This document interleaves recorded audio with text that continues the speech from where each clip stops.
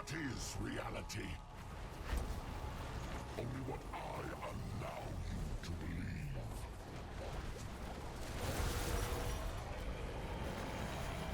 So today I want to go over what's surprisingly one of the strongest builds in Season 10 of Diablo 4, and this is a Raven-focused Druid build. And it's actually quite interesting how this build works, but the main thing you need to know is that because of one of our chaos perks, our companion skills are now core skills, so they work exactly like a normal core skill. They have a spirit cost and they don't have a cooldown. A lot of what this build is focused around is built around that fact. So keep that in mind as we go through everything. Companion skills are core skills. But this version of the build is going to be the most end game version, so we have 3 mythics and we're again going to have 2 chaos uniques. For the mythics, we have Era Perdition. This is primarily just for massive damage increases. It also gives us really high crit chance. The movement speed is super nice because we don't have a lot of other movement speed increases in general. Then plus the core skills is just a bunch of additional damage as well. Shroud of False Death is obviously one of the strongest things in the game, plus 1 to all passives. The plus to all stats allows you to get the secondary effect of all of the rare nodes throughout your Paragon boards as well. This also helps with movement speed in between fights because it'll give you that stealth with the increased movement speed. Then Ring of Starless Skies, again, our companion skills are core skills, so we get massive damage increase, massive spirit cost reduction, then just a bunch of additional damage buffs. Then for our chaos uniques, we have Fist of Fate, which just does a lot of different things for this build. First off, just the massive damage increases you can get from the random attacks, the chance to make enemies vulnerable. That's the really big thing I have to get a better roll on for this, because Fist of Fate has the really weird rolling where it can be super low up to a super high point. So if you can, try to get the chance to make enemies vulnerable at a much higher roll than mine, but then just all the other rolls on this are very good. And then finally, we have the chaos unique that really makes this build work, and this is the new unique of the season, Hilt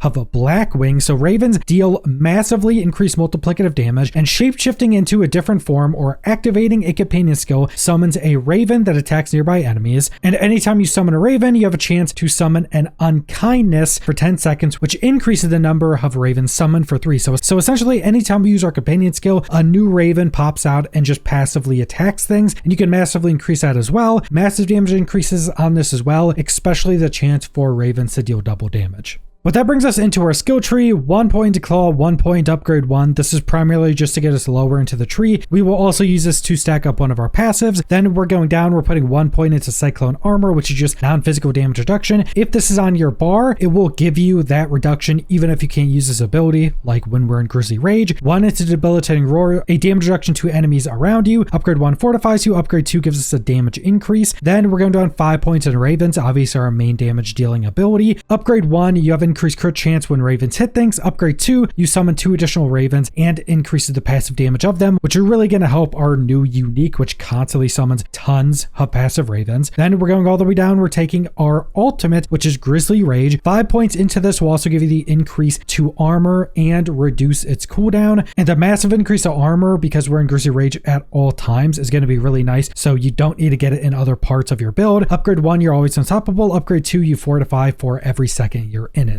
Then for our passives, 1 to Heart of the Wild to get 3 into Wild Impulses. Your core skills cost more but deal more damage. Keep in mind our companion skills are all core skills now. 3 into Intellectual Fortitude for increased resistances. You can remove this if you get really high Paragon level and can get more of that through Paragon, and you may be able to get some more damage increases. 3 into Backlash, you deal increased damage after using a defensive. What's also really interesting is that as a speed farming build, one of the rune combinations we're using gives us Teleport from Sorcerers, and that is actually a defensive skill, so that will proc Backlash as well. So that's just a small little interaction that gives us a little bit more benefit. Then we have 3 into Nature's Reach. You deal increased damage to distant enemies, double this if they're CC'd. 3 into Feral Aptitude, increased damage while healthy, more increase while above 100% movement speed. 3 into Call of the Wild, your companion skills deal more damage. 3 into Clarity, after casting a companion skill, your next core skills damage and critical strike chance are increased by up to 60%. Now this is one of the really interesting things in how this build works, because both a companion skill and a core skill, so this is just like massive additional damage scaling. Then we're going down to 3 points in amending. This is just for massively increased max life. We also get the additional healing, but you heal so much, I don't know if that comes into play too much, but the max life increase is really nice. 1 into neurotoxin for 3 into envenom for increased critical strike damage against poison enemies. Then we have 3 into defiance. Nature skills deal increased damage to elites. 3 into natural disaster. Your storm skills deal increased damage to CC'd enemies. 3 into resonance. Your nature skills deal increased damage. Then 3 into circle of life. Nature skills that consume spirit heal you for 4% of your max life. So this will be a majority or pretty much all of our healing. Then we have 1 point into catastrophe. This is just some extra points we had left over. When you cast our ultimate, we deal increased damage. 1 into defensive posture. You can actually remove this from catastrophe and put it into defensive posture if you want more tankiness. It may actually be better. You just gain more fortified, which isn't the big reason we're taking it, but we gain damage reduction while fortified. 3 into quick shift. When we shapeshift into a new animal form, we gain increased damage. This stacks up. Then heightened senses. While shapeshifting, werebear gains us damage reduction. Werewolf increased movement speed, and we keep both heightened senses and quick shift when we're in an animal form, so they don't have a duration. So how this is going to work is you use your claw, you use your pulverize, which also pulverize will be on our bar, and we just get it for free because we have ranks into core skills from our gear. If you don't have any ranks into core skills, you can put 1 point into pulverize to make sure you have it, but you claw, pulverize, claw, pulverize, claw, pulverize. This will give you max stacks of quick shift. Then you Grisly Rage, and those will be locked in until you're out of Grisly Rage. Then the capstone, 1 with nature, your companion skills gain 1 additional companion, which gives us a bunch of additional scaling from one of our aspects and deals massively increased damage. We also gain the passive effect of all of the companion skills, so wolves and poison creeper, which will just give us more scaling and just more procs of damage. That brings us into our Paragon board. Starting with our first board, we have Earth and Sky, a bonus to magic nodes within range. The secondary is nature skills do increase damage to correct controlled or vulnerable enemies. The legendaries increase nature magic damage. The first board is Untamed. Casting a companion skill gives you increased damage, stacking up to massive damage increases. This will be up 100% of the time. Then we have Wilds as the glyph, which is a bonus to companion damage within range. And then the secondary is the passive portion of companion skills, deals massively increased damage. This is very good because our ravens actually deal a lot of damage now. Actually, all of our companions deal a lot of damage, but our ravens more specifically because of our unique. The next board is going to be Thunderstruck. Storm skills deal increased damage equal to 20% of your damage versus close and damage versus distant, up to 60%. I only have 45. You can min-max this a little bit more through different parts of your boards or through your gear if you really want to. And more specifically, when you get more and more points, you can more easily do this through your Paragon boards. And then we have the Headhunter glyph, which is a bonus to normal nodes within range. The secondary is increased damage to elites. The legendary is just increased damage. The next board is going to be Heightened Malice. When a poison enemy is nearby, deal increased damage. This stacks up to 4 additional enemies as well. The glyph for taking is Spirit and increased to critical strike damage. Then the secondary is critting enemies, makes them take increased damage from you, stacking up. The legendary is increased critical strike damage. Then the final board is going to be Sinister Tendrils. Your nature skills deal increased damage against poison enemies. You also have the Lucky Hit, which can poison enemies. Not really why we take it, but just some additional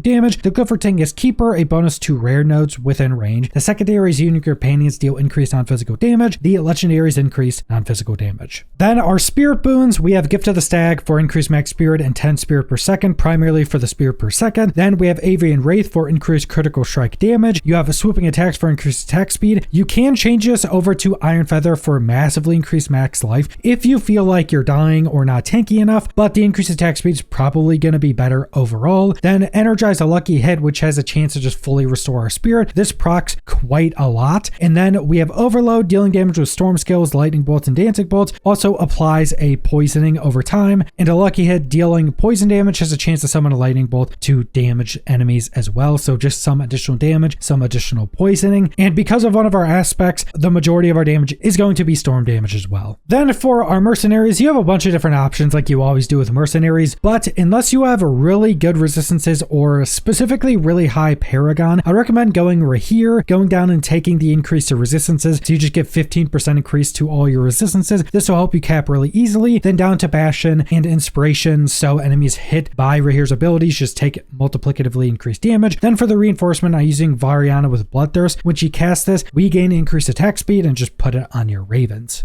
Then we have our cast perks. For our unique, that's the most important. We have Savagery, which your companion skills are altered to also be core skills and your companions grow in size. This is how we actually make the build. Your companions also just deal massively increased damage, but our companion skills being core skills is how this build literally works. We have Crazy Brew, so your healing potion is infused with Crazy Brew, granting you 100% resource cost reduction, massively increased attack speed. That is also in a different pool from normal attack speed, so this is just massive attack speed, and then increased movement speed for 5 seconds, but your potion has a 15-second cooldown, so you just turbo boost anytime you use your potion. We have Overabundance. Every 100 spirit you generate above your maximum gives you increased damage, stacking up to 3 times, so just massively increased damage. Then Purge the Wicked. Your core skills also apply 200% of their base damage as poisoning, and when you hit a poisoned enemy, you spend 5 spirit to be a guaranteed crit and deal massively increased damage. There's just bunches of damage scaling in here. But then that brings us into our gear, starting with our gems. In your armor, you want increased willpower. In your jewelry, you're going to want either skull or diamond, depending on if you need more armor or if you need more resistances. Keep in mind, you want to go outside of town or someplace that'll put you in combat, and you want to be in Grizzly Rage before you check your armor because you'll get massive armor increases. Also keep in mind, you can use your potions and your incenses to also allow you to hit those caps much more easily. Then for our runes, the main one you really need is maintain at least 1 active summon for 5 seconds, gain offering for each up to 6, and you summon a wolf companion to attack enemies for 8 seconds. This combination is absolutely absurd because when you overflow, you summon multiple wolves, and this does overflow. So this will just allow you to summon like dozens of spirit wolves at all times, and it's completely passive. The other combination we're using, which is much better for just general gameplay, is travel for 25 meters, and then that replaces your evade with teleport. So this is just really good for movement. You can change this out for more power if you're trying to push higher tier pits, but for everything else, just use this. It's super nice. Also, as I mentioned, teleport is a defensive skill, so that will proc some of our passives just using our teleport, which will more specifically give us a damage increase a lot more of the time. And we already went over our mythics and our uniques. So for our aspect on our 200 weapon, we have companion skills deal an additional increased damage per companion you have. This is multiplicative. This is absurdly high damage increase because keep in mind, we have all of our other companions. We have all of those ridiculous amount of ravens now, and all these summons from our rune combination that allows us to just summon tons of spirit wolves also count. So this is just absurd damage increase. Then for our necklace, we have ravens now deal lightning damage, which is increased by a large amount, and our raven's active skill deals its full damage in half the time, and enemies inside are stunned. Our active ability for our ravens is actually the main part of this build. You have a bunch of other passive damage from your companions, but you're actually spamming out your raven active, and that's like your main core skill you're using. And then for our other aspects, we have casting a companion skill has up to a 40% chance to activate an equipped companion skill and reduces cooldown by 5 seconds. So this just has a chance when casting our raven's active ability to just cast another one on enemies within range. So that's incredibly strong. That can just multiply your damage. And then we have increase the duration of Grizzly Rage by up to 10 seconds. And when we crit in Grizzly Rage, it increases our crit damage, stacking up to 100%. So just more massive damage increases.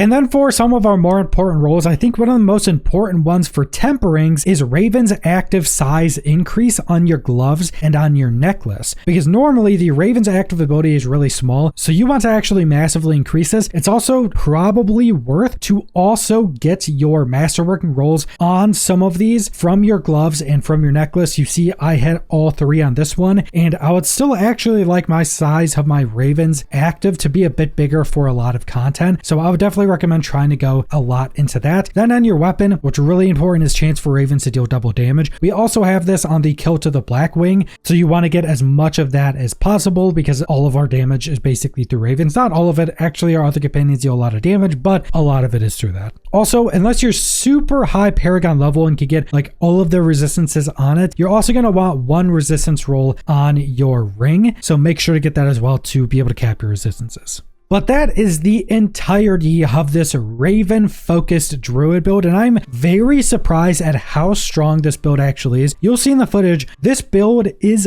absurd. At certain points and in certain content, this build is as strong or potentially even stronger than the Pulverized Druid. I think the Pulverized Druid is technically a little bit stronger for pushing the highest pits possible, but in a lot of content, the Ravens can be as good or better. Also, you can move while casting your Raven's active intuitive ability. So it just feels a lot better moving around and using that than, let's say, moving around and trying to use Pulverize. So keep that in mind. It is much more fluid in certain content as well. But that's all I wanted to go over. So thanks for watching.